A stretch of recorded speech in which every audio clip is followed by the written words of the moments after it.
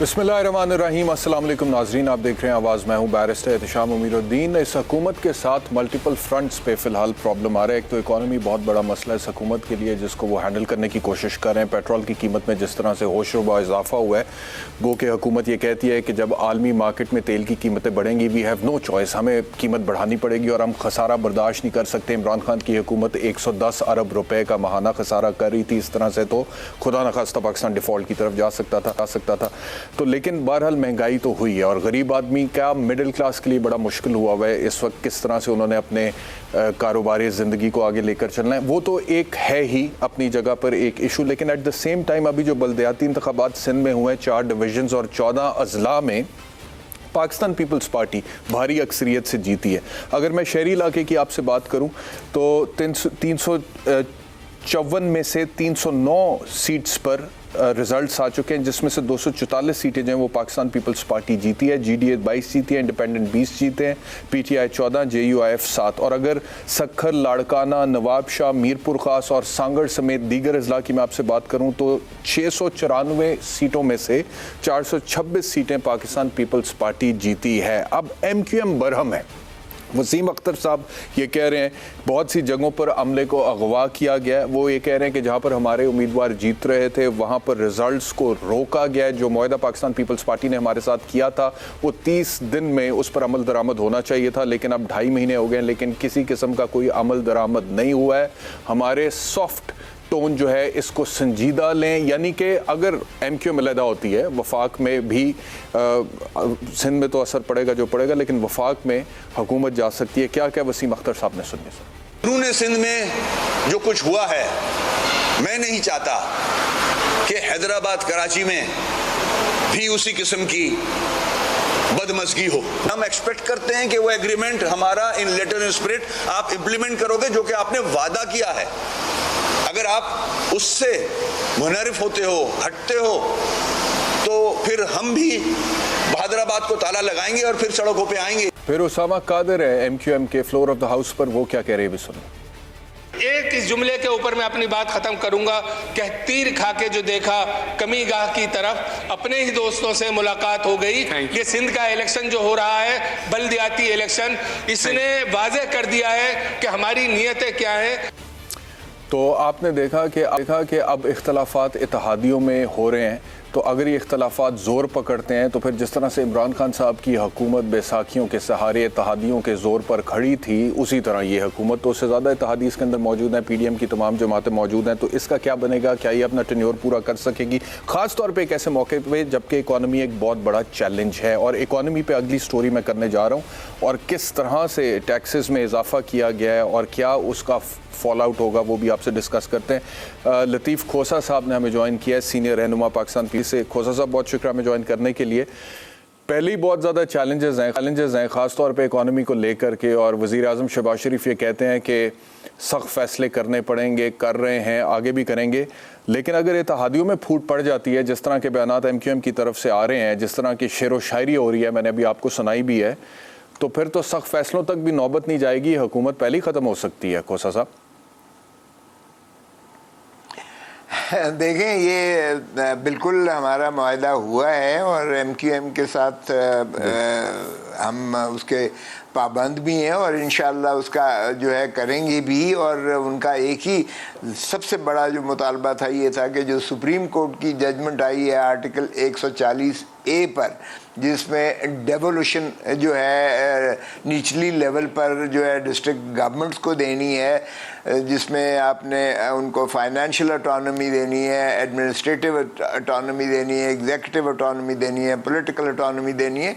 तो उस सिलसिले में हमारी नशिस्तें हो चुकी हैं और हम एक मुसवदा जो है वो लेकर आएंगे इंशाअल्लाह, और उसमें जो तरामीम हैं वो उसके मुताबिक करेंगे। हमने देखे उसमें जो सुप्रीम कोर्ट का चीफ जस्टिस गुलजार अहमद साहब आखिरी दिन जो वो फैसला करके गए थे, अगरचे हमने जब देखा तो तहफ़्फ़ुज़ात थे उसमें काफ़ी, लेकिन फिर भी फैसला ये किया गया कि नहीं, हम इसकी रिव्यू में नहीं जाएंगे। हालांकि हमारे पास ऑप्शन थी और ये डिस्कशन हुई कि ये जो है शायद इससे मुतजावज़ है, क्योंकि ये शायद जो है कुछ ज़्यादा जो है सूबाई हुकूमत और सूबाई असम्बली पर भी इसकी कदगन लगती है कि अगर सारा कुछ बल्दियात को दे देना है तो सूबाई हुकूमत और सूबाई जो महकमे हैं वो तो फिर फारिग हो जाएंगे। लेकिन बाहर क्या क़यादत ने ये तय किया कि नहीं, हम इसको जो है ठीक है, हम सबको साथ लेके चलना चाहते हैं। जमात इस्लामी से भी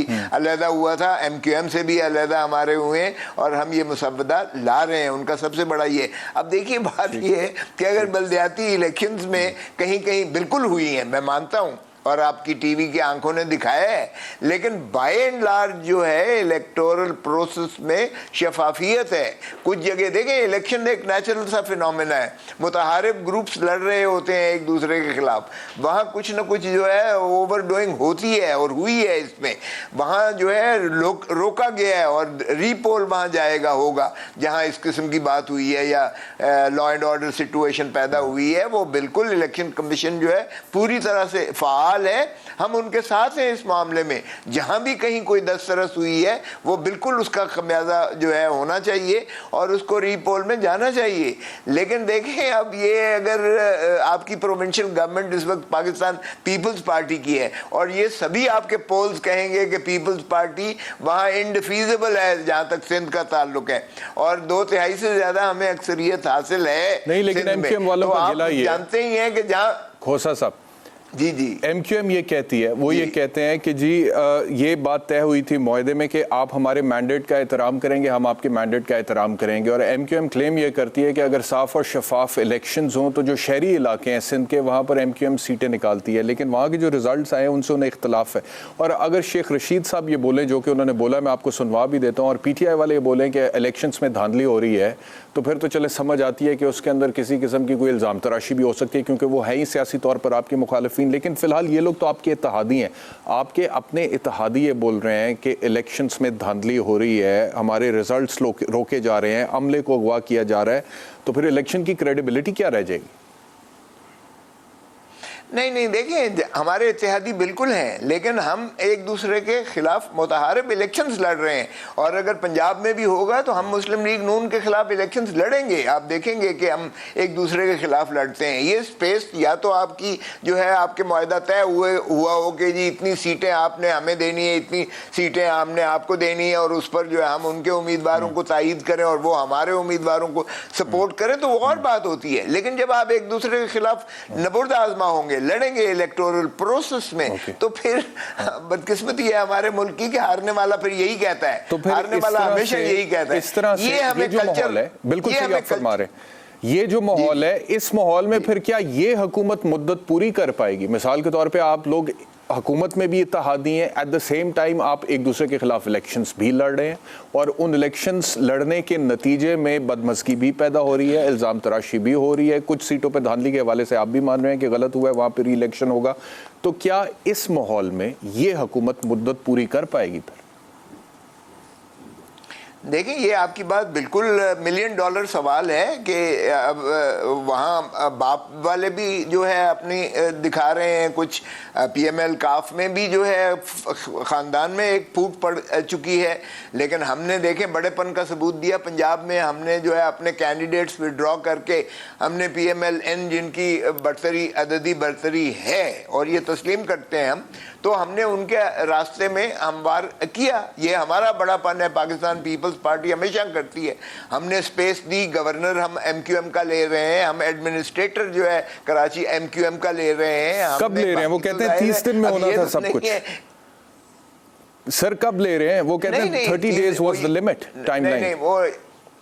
नहीं, वो उन्होंने आपने भी सुनाया, मैंने खुद भी सुना। उन्होंने कहा ये तो जब हम चाहें हम ले सकते हैं, लेकिन हमारा मकसूद ये है कि ये जो है तरामीम हो, डिस्ट्रिक्ट गवर्नमेंट्स को फंड्स मिले, डिस्ट्रिक्ट गवर्नमेंट को पावर मिले, डिस्ट्रिक्ट गवर्नमेंट को ऑटोनॉमी मिले, फाइनेंशियल जो है वो एम्पावरमेंट हो। तो ये मैंने खुद सुना है उनका कि उन्होंने कहा हमारी प्रायोरिटी ये है, हमारे जब चाहें हम वजारत भी ले सकते हैं। एक हमारी उन्होंने कहा है कि वजारत, वो मैंने खुद खुद सुना है, ये उन्हीं की जानिब से कुछ है, अदरवाइज हमारी जानिब से कोई इसमें रुकावट नहीं है। गवर्नर जाहिर है कि सदर साहब फिर वही काम करेंगे जो उन्होंने पंजाब में किया है।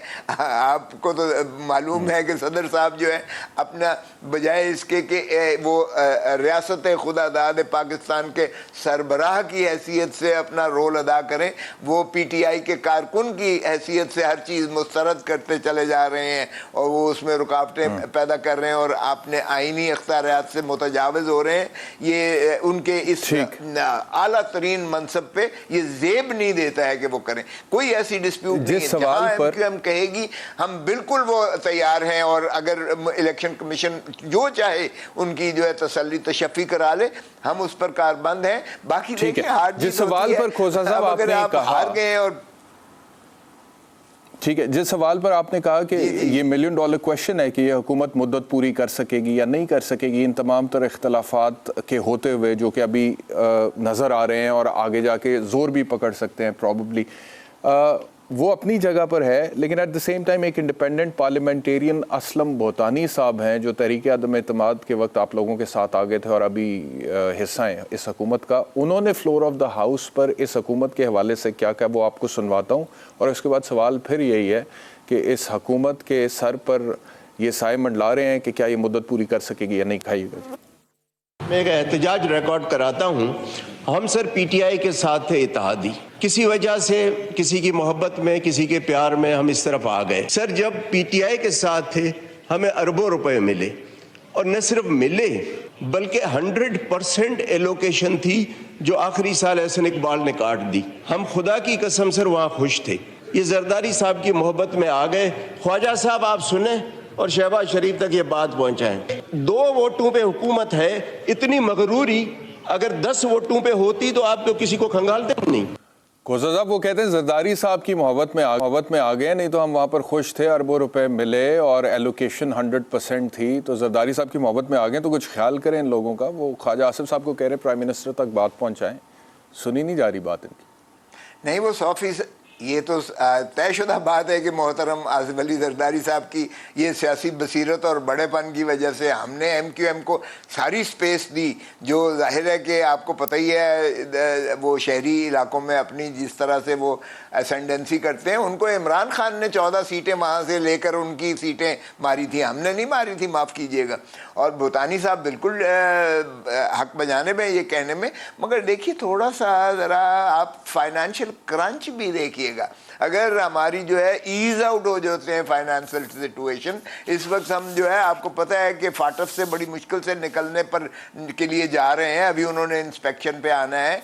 IMF ने अभी तक जो है हमें गो अहेड सिग्नल में थोड़ा सा उनकी जानिब से हो रहा है। हमने इतनी ना चाहते हुए बादल ना खास्ता हमें तकलीफ है कि अवाम पर इतना ज़्यादा बोझ डाला जा रहा है या डाला गया है। हमने अपनी सियासी साख की परवाह नहीं की है। हमने रियासत को बचाने के लिए हमने इतने कड़वे घूंट खाए। मुझे बताएं, अगर करोड़ रुपया हम जो है सेनेटर्स और MNAs के फंड दें तो कहाँ से दें, कहाँ से लेके आए? IMF तो 1 मिनट में हमारा गर्दन दबा के गला दबाएगी, क्योंकि जो IMF के मोहतरम इमरान खान साहब और तरीन साहब जो 2021 में भी और 2019 में भी जो मुआहदे किए हैं, आपके सामने तहरीरी ज़रा देखिए तो सही, क्या हमें वो इजाज़त देंगे ये जो है अखराजात करने के? वो देंगे? बिल्कुल नहीं देंगे। और अगर हमें जो है वो क्लियर नहीं करते तो बाकी जो डोनर्स हैं, चाहे वर्ल्ड बैंक है, चाहे वो जो है एशियन डेवलपमेंट बैंक है या दूसरे डोनर्स जो हैं, वो भी जो है एतराज़ करेंगे जब तक IMF हमें जो है ट्रांशी को हमारी एक्सेप्ट नहीं करती है। तो बजट भी आप देखें कितना सख्त बना, इसलिए कि मोहतरम इमरान खान साहब एक ऐसी डिक्टेशन लेकर गए थे और ऐसा बूबी ट्रैप हमारे लिए वो ले डाउन करके गए हैं। क्योंकि देखें हुकूमतें बदलने से ये मुआहदे आप इसको डेविएट नहीं कर सकते हैं, ये रियासत के मुआहदे होते हैं। रियासत में हुकूमतें भले आती जाती रहें, रियासत पाबंद होती है उन मुआहदों की। सो हमने ये सख्त लाग किए, लेकिन भूतानी साहब का आप खातिर जमा रखें, हम इंशाल्लाह उनकी तशफ़ी कराएंगे जब भी ईज आउट होगी सिचुएशन। फंड्स भी देंगे इंशाल्लाह, डेवलपमेंट भी करेंगे। बलूचिस्तान बिल्कुल अगर ठीक है। तरक्की करेगा तो पाकिस्तान तरक्की करेगा। हम बलूचिस्तान 45% जो है पाकिस्तान का टेरिटोरियल यानी इलाकाई हिसाब से 45% पाकिस्तान ठीक जो है, है। आधा पाकिस्तान बलूचिस्तान है और बलूचिस्तान की अपलिफ्ट का बिल्कुल सही लाजमी हो। तौर पर बिल्कुल है। ठीक हो हम गया। गवादर सरदार पोर्ट लतीफ को हम खोसा साहब, इंशाल्लाह बहुत करेंगे, शुक्रिया हमें feedback ज्वाइन को करने करेंगे। के। I have to close the segment. Thank you very much for joining us. एक ब्रेक लेते हैं, ब्रेक के बाद जब वापस आएंगे तो फिर मईशत पर बात करेंगे और आपको बताएंगे कि मिफ्ता इस्माइल साहब शुरू किधर से हुए थे। वो क्या कहते थे कि महंगाई का तूफान जो है वो गरीब आदमी पर कम से कम हम बोझ डालेंगे, टैक्स इतने ज़्यादा नहीं लगाए जाएंगे, लेकिन अब एक्चुअली हो क्या रहा है वो भी आपको बताएंगे और साथ ही साथ इस पर भी तज्जिया लेंगे डॉक्टर शाहिद हसन सदीकी से कि गरीब आदमी का जीना तो पहले ही बहुत मुश्किल था, अब क्या मिडिल क्लास का जीना भी बहुत मुश्किल हो जाएगा। ये जो बजट आ रहा है इसके बाद IMF की शराइत जो मानी जा रही हैं, इसके बाद after a break. Welcome back to Awaaz. एक तो खबर आपको ये बताता चलूँ कि खबर ये है कि इसहाक डार साहब वापस आ रहे हैं जुलाई के दूसरे हफ्ते में प्रॉबली, और जब वो वापस आएंगे तो उसके बाद वो अपने सेनेटर के ओहदे का हलफ उठाएंगे और उसके बाद फिर वफाकी वज़ीर ख़जाना के तौर पर बराजमान हो जाएंगे। और ज़राए की खबर यह है कि फ़ैसला मियां नवाज शरीफ साहब ने किया है क्योंकि उनका ये मानना है कि पहले भी मुश्किल हालात में इसहाक डार साहब ने मुल्क की इकॉनमी को संभाला दिया था, तो अभी भी he is the best man to perform this job. तो डार साहब जब वापस आएंगे, आप लोगों को पता है कि एक एसेट्स बियॉन्ड मीन्स का केस उनके खिलाफ पेंडिंग है। 2017 में वो पाकिस्तान छोड़कर चले गए थे, तकरीबन 5 साल का अरसा गुजर गया और कहा यह गया था कि वो इलाज के लिए जा रहे हैं। अब वो वापस आएंगे तो मिफ्ता इस्माइल साहब की जगह वो फिर वफाकी वज़ीर ख़जाना बन जाएंगे। अब मिफ्ता साहब जब वफाकी वज़ीर ख़जाना बने हैं तो उन्होंने शुरू कहाँ से किया था, सबसे पहले आपको वो दिखाते हैं कि वो कहते थे कि इनकम टैक्स में इजाफा नहीं होगा। अच्छा, ये उन्होंने कहा कि इनकम टैक्स पे बिल्कुल इजाफा नहीं करेंगे। इसके अलावा बहुत सारे स्टेटमेंट्स हैं मिफ्ता इस्माइल के ऑन रिकॉर्ड जिसमें वो कह रहे हैं कि महंगाई का जो तूफान है कोशिश ये करेंगे कि गरीब आदमी उससे कम मुतासर हो। इसके अलावा उन्होंने कहा कि IMF के कहने पर मजीद टैक्सेस नहीं लगाएंगे और ये स्टेटमेंट आपको सुनवा भी दिया जिसमें वो कह रहे हैं कि इनकम टैक्स में इजाफा नहीं किया जाएगा। लेकिन अब बाद में इनकम टैक्स के हवाले से वो क्या कह रहे हैं, वो बार बार कभी ये कहते थे कि अब नहीं लगाएंगे IMF के कहने पर टैक्स, अब वो कहते हैं कि हम IMF को कन्विंस नहीं कर पा रहे, हमें IMF की किस्त चाहिए, लिहाजा किस्त अगर चाहिए तो IMF चाहती है कि इनकम टैक्स में इजाफा हो तो इजाफा होगा, और जो इजाफा हुआ है वो तो होशरुब है, बहुत ज़्यादा है। वो आपसे डिस्कस करते हैं थोड़ी देर में, पहले अभी सुन लें क्या कहा IMF। तो 12% टैक्स लगा दी है। जो बंदा 1 से 2 लाख रुपए पाकिस्तान में कमा रहा है उसने 12% टैक्स देना है, जो कि पहले तकरीबन 2-2.5% के करीब होता था। इसके अलावा जो इस गवर्नमेंट ने एक और टैक्स लगाया वो super tax on super rich की बात कर रहे हैं। इसको हम ब्रेक डाउन करेंगे, इसके ऊपर एनालिसिस करेंगे, लेकिन पहले मैं आपको बता देता हूँ कि कहाँ कहाँ टैक्सेस में इजाफा हो रहा है। एक तो तनख्वाहदार तबके पे जो टैक्स लगता है उसमें इजाफा कर दिया गया है। उसके अलावा super tax on super rich, उसके बारे में क्या कह रहे हैं सुनो। ये 10% सुपर टैक्स लगने के बाद अब 13 इंडस्ट्रीज़ ऐसी हैं जो कि 29% की बजाय 39% टैक्स अदा करेंगी। सवाल ये पैदा होता है कि वो 13 इंडस्ट्रीज़ कौन सी हैं? Cement, steel, sugar, oil and gas, fertiliser, banking, textile, automobiles, chemicals, beverages, airline, LNG terminal, cigarettes. ये 13 इंडस्ट्रीज़ हैं जिनके ऊपर अब 29% की बजाय 39% टैक्स लगाया जाएगा। ये सुपर टैक्स है ऑन सुपर रिच। इसके अलावा जो इंडस्ट्री है उसके हवाले से स्लैब इस तरह से है कि अगर 15 करोड़ से ज़्यादा सालाना इनकम है तो 1% टैक्स लगेगा, 20 करोड़ से ज़्यादा सालाना इनकम है तो 2% टैक्स लगेगा, 25 करोड़ से ज़्यादा सालाना इनकम है तो 3% टैक्स लगेगा और 30 करोड़ से ज़्यादा सालाना इनकम है तो 4% टैक्स लगेगा। तो ये मुख्तलिफ स्लैब्स हैं इस बजट के हवाले से, जिसमें पहले कहा जा रहा था कि टैक्सेस नहीं बढ़ाए जाएंगे IMF के कहने पे, लेकिन अब टैक्सेस बढ़ाए गए हैं। सुपर टैक्स की बात अपनी जगह पर है, वो कहते हैं हम सुपर रिच पर लगा रहे हैं, जो इंडस्ट्रीज़ ओन करते हैं, बड़े बड़े सरमायादार हैं, वो अपनी जगह पर है। लेकिन अगर तनख्वाहदार तबके के हवाले से मैं आपसे बात करूं तो वो जो अब फिगर सामने आ रहे हैं कि जो तनख्वाह है उसके ऊपर जितनी डिडक्शन होगी in the name of income tax वो भी बहुत ज़्यादा है। मुझे ज्वाइन किया है डॉक्टर शाहिद हसन सदीकी साहब ने। आपसे बेहतर गुफ्तगू कम ही लोग करते हैं मईशत के ऊपर। डॉक्टर साहब बहुत शुक्रिया मुझे ज्वाइन करने के लिए। डॉक्टर साहब, ये जब मैं देखता हूँ, मिफ्ता इस्माइल साहब पहले कहते थे कि जी IMF के कहने पे टैक्सेस नहीं बढ़ाए जाएंगे। पहले वो कहते थे कि महंगाई का तूफान जो है उसका बोझ कम से कम गरीब आदमी पर डाला जाएगा।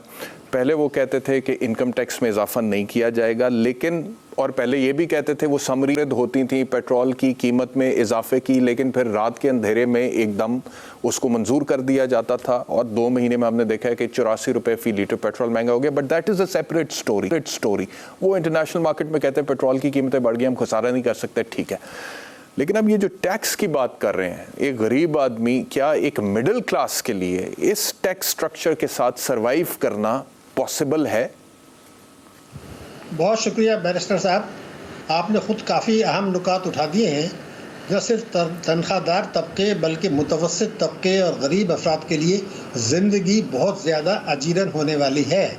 लेकिन जो सवाल इस वक्त बहुत अहम मुझे परेशान कर रहा है, ये बात तो आपने बिल्कुल सही कहा कि वज़ीर ख़जाना के बयानात में कोई कंसिस्टेंसी नहीं है, मगर अगर आप इजाज़त दें तो मैं ये अर्ज़ कर दूं कि पिछले 2 महीने में और 10 दिन में जो इक़दामात और फ़ैसले इस हुकूमत ने उठाए हैं वो नाकाबिल फ़हम हैं और परेशान कुन हैं और पुरअसरार हैं। उनका कोई जवाब मौजूद नहीं है। जिस तरीके से ये खिलवाड़ मईशत के साथ हो रहा है और IMF हमारे साथ कर रहा है, इसमें इतने ज़्यादा पुरअसरारियत है कि दिमाग जो है वो माऊफ हो जाता है कि ये हो क्या रहा है, इसके मकासद क्या हैं, किसका एजेंडा हम फॉलो कर रहे हैं। ये बात क्यों कह रहा हूँ मैं आपको बिल्कुल वाज़ेह कर दूँ। जब ये बजट पेश हो रहा था तो उसी वक्त हमारे एक वज़ीर है खातून, उन्होंने ये कहा था कि हम मानते हैं कि IMF का बजट है, लेकिन हमें मजबूर किसने किया? उस हुकूमत ने किया जिन्होंने IMF के साथ मुआहदा तोड़ दिया।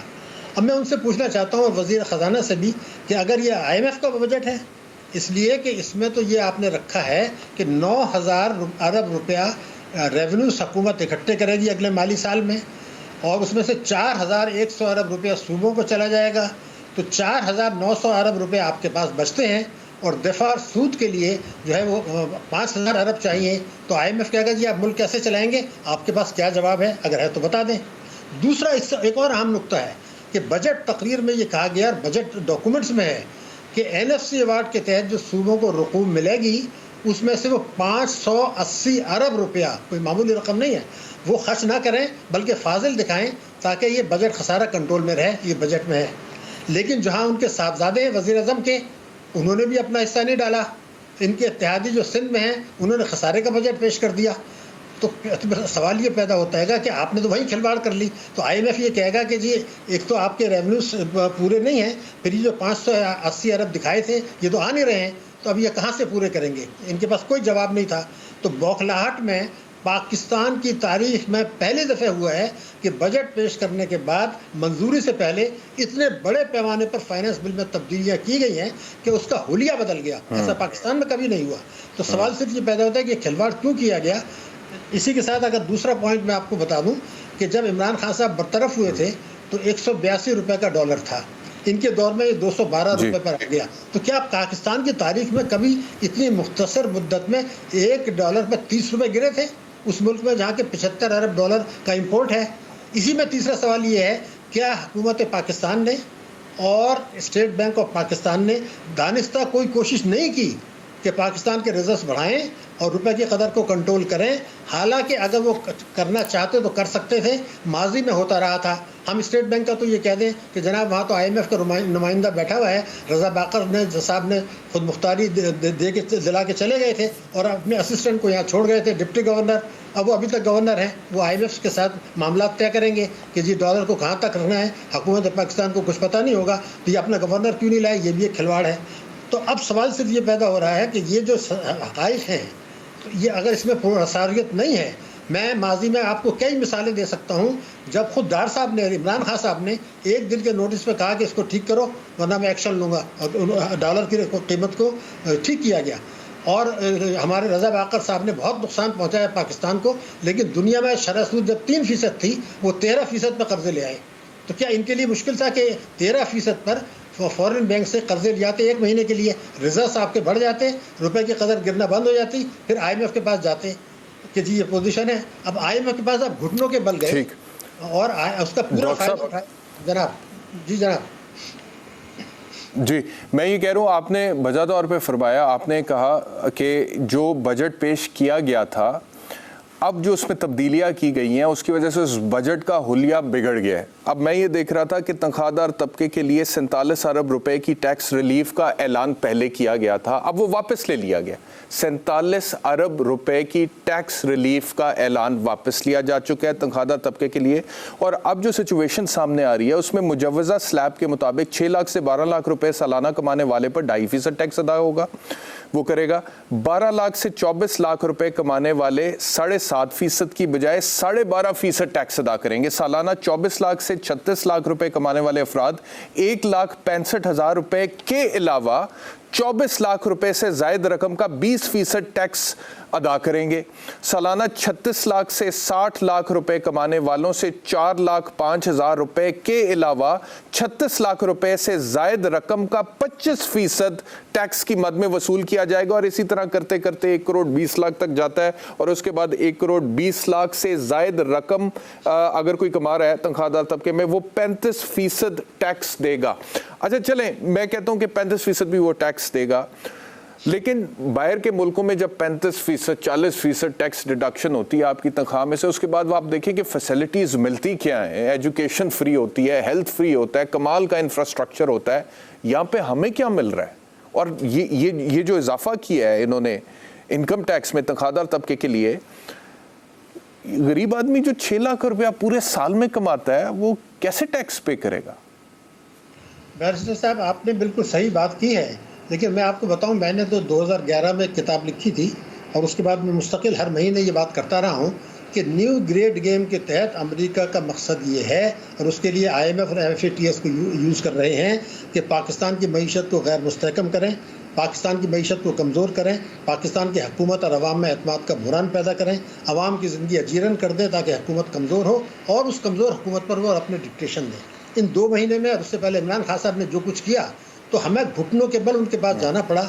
अब मैंने जैसे कहा कि इस हुकूमत के दौर में आपके रिजर्व्स $4 अरब गिर गए और ये 182 से ये 2012 पर गया, और दिवालियापन की बातें इन्होंने खुद शुरू कर दी हुकूमत ने। तो उनको तो पता था कि अब ये हर हालत में हमें सरेंडर करेंगे और रिजर्व्स बढ़ाने की इनको कोशिश नहीं की। तो हमने अपने आप को इस सूरत हाल में दानिस्ता लेकर गए कि IMF के सामने, जैसे वज़ीर ख़जाना ने कहा जी पेट्रोल के नर्ख बढ़ाएं या दिवालिया हो जाएं, एक फ़ैसला करना है। मैंने फ़ैसला कर लिया दिवालिया नहीं होना। तो अगर ये सोच थी कि पेट्रोल के नर्ख बढ़ाने से दिवालियापन का ताल्लुक़ है, तो फिर खुदा ही हाफिज़ है इस सोच का। ये सारा गेम है, इसको जो है डिज़ाइन किया गया है, दानिस्ता डिज़ाइन किया गया है। मैं तो ये जानता हूँ कि अगर हुकूमत जब चाहे चंद अरब डॉलर ला सकती थी महंगी शरह सूद पर, और IMF से हम मजबूत बुनियादों पर बात करते। हमने जानबूझ के ये किया है, तारीख इसका फैसला करेगी कि इमरान खान साहब ने। अच्छा डॉक्टर साहब ये भी बताइएगा जी, डॉक्टर साहब ये भी फरमाइएगा कि ये नेपरा ने फ्यूल प्राइस एडजस्टमेंट की मद में बिजली की कीमत में भी 7 रुपये 90 पैसे फ़ी यूनिट का इजाफा कर दिया है, जिससे सार्फिन पर 113 अरब रुपए का इजाफी बोझ पड़ेगा। इससे भी महंगाई का एक तूफान आएगा। दूसरी तरफ मैं ये देख रहा था कि जब से तेल की कीमतों में इजाफा हुआ है उसके बाद से पाकिस्तान में तेल की खपत में 20% तक कमी का रुझान देखा गया है। मुल्क में यौमिया 25,000 टन खपत कम होकर 18 से 19,000 टन तक रह गई है। तो इसका मतलब ये है कि वो जो गरीब आदमी था, जो रिक्शा चला रहा था, जो मोटरसाइकिल चला रहा था, जो टैक्सी चला रहा था, वो पेट्रोल नहीं खरीद पा रहा। अब उस तरह से खपत आप देखें 20% तक कमी का रुझान हो गया। रोजाना 25,000 टन खपत ही तेल की कम होकर 18 से 19,000 टन तक आ रही है। तो ये मामला किस तरफ जा रहा है? मोहतरम, मैं आपसे बताऊं, मैंने एक सर्वे कराया था अपने कुछ दोस्तों से। उन्होंने मुझे ये बताया कि बहुत से वालिदैन ने अपने बच्चों को सरकारी स्कूल से जहाँ मुफ्त तालीम दी जा रही थी वापस बुला लिया है और कहा तुम चाइल्ड लेबर करो कि मेरी तनख्वाह में ये महंगाई में अब हम जिंदा नहीं रह सकते। ये बहुत संगीन बात है। एक ये उस मुल्क के लिए जहाँ 23 मिलियन बच्चे स्कूल नहीं जा रहे। मुझे ये भी पता है कि बहुत सी फैमिली ऐसी हैं कि जब उनका बच्चा या बीवी बीमार होती है, खुद बीमार होते हैं, तो जो डॉक्टर दवाई देता है उसमें आधी से ज़्यादा कटौती वो खुद कर लेते हैं कि जी हम अफोर्ड नहीं कर सकते। अपने फैमिली को पेट भर के ग़िज़ा मुनासिब कैलोरीज़ के साथ नहीं दिला पा रहे। तो ये जो संगीन सूरत हाल है, ये कंजम्पशन पेट्रोल की बिल्कुल सही है, लेकिन ये जो इंसानी अलमिया हमारे यहाँ जन्म ले रहा है, एक ऐसी फौज तैयार हो रही है जो मुस्तकबिल मुल्क के मुस्तकबिल से मायूस है, बददिल है, उन्हें किसी पर कोई एतबार नहीं है। वो ये समझते हैं कि जी कोई भी आए कोई भी जाए, हमारे हालात ठीक होने वाले नहीं हैं। और इससे जो सलामती के लिए ख़तरात हैं, दुनिया भर में ये तस्लीम किया गया है कि अगर आवाम एम्पावर नहीं है, वो परेशान है, उनकी ज़िंदगी अजीरन है, तो सलामती के लिए ख़तरा है। मईशत तो तबाह हो ही रही है। ठीक है डॉक्टर साहब, खबर यह है कि इसहाक डार साहब वापस आ रहे हैं जुलाई के दूसरे हफ्ते में। खबर यह है इसहाक डार साहब वापस आएंगे और फिर वो वफाकी वजीर खजाना होंगे। आपके ख्याल में वो कुछ कर पाएंगे जो मिफ्ता साहब नहीं कर पाए? जी आप बिल्कुल सही कह रहे हैं। पहले फैसला है तो फैसला एस्टेब्लिशमेंट ने, अदालतों ने करना है। उसमें कितना टाइम लगता है उनके आने के बाद और कितने अरसे वो क्या रहता है, पहले तो उस पर डिपेंड करेगा। लेकिन उससे पहले इस हुकूमत की पूरी कोशिश होगी IMF की कि इनको इस तरीके से बांध दिया जाए कि अभी जो है $3 अरब इनको मिलने हैं सितंबर तक। अगर ज़रा भी हिलेंगे उस माहदे से तो वो आपका किस्त रोक के पूरे मुल्क को नचा के रख देंगे। उनमें सलाहियत है, मैं मानता हूँ। माजी में भी उन्होंने कई मौक़ों पर संभाला था, हालांकि उसके साइड इफ़ेक्ट्स भी हुए थे। लेकिन इस वक्त जानबूझ के मईशत को इतना तबाह बर्बाद कर दिया है कि कोई अलादीन का चिराग। बहुत शुक्रिया डॉक्टर शाहिद हसन सिद्दीकी साहब। हमें जो लिए ब्रेक का वक्त हो गया, ब्रेक से वापस आते हैं तो रियल एस्टेट सेक्टर में भी जो टैक्सेस आयद किए गए हैं इस बजट में, उनकी क्या सूरत हाल है, बात करेंगे मोहम्मद एहसन मलिक से after the break.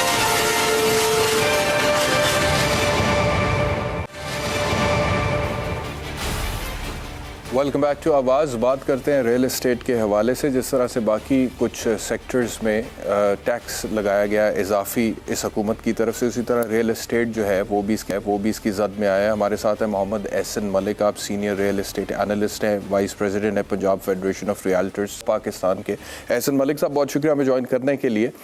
Quickly sir, क्या प्रॉब्लम्स हैं रियल एस्टेट सेक्टर के हवाले से इस वक्त इस बजट में, या जो टैक्सेशन की जा रही है, और किस तरह से इंडस्ट्री जो है वो इफेक्ट होने जा रही है?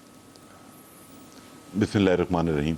इत्तेशाम साहब, सबसे पहले तो जो सबसे बड़ा इशू है वो ये कि हर दफ़ा की तरह कभी भी स्टेक होल्डर्स को ऑन बोर्ड करके बजट नहीं बनाया जाता और ऐसी चीज़ इंट्रोड्यूस करा दी जाती है जिससे मार्केट में पैनिक और चीज़ें गड़बड़ हो जाती हैं।